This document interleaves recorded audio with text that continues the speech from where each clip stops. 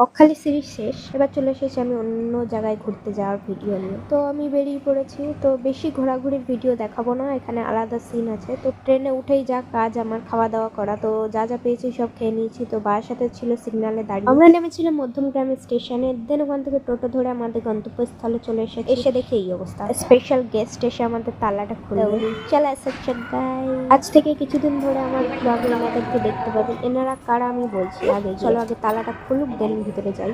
Guys 2 বছর পরে দেখা হয়ে গেছে। এই যাবি নাকি এটা কোন ধরনের গেট লাগানো স্টাইল, এটা আমাকে কেউ বলে বোঝাবে?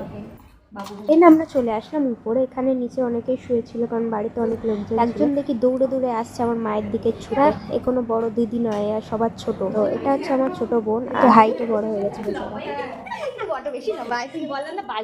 এটা হচ্ছে আমার একটা মোটা বোন, মেজো বোন। তো এনারা থাকে ব্যাঙ্গালোর, তো ওনারা অনেকদিন পরে এসেছে মামার বিয়ে। কাকা কাকিমা এখানে শুয়েছিল, এনাদের সাথেও দেখা করে নিল।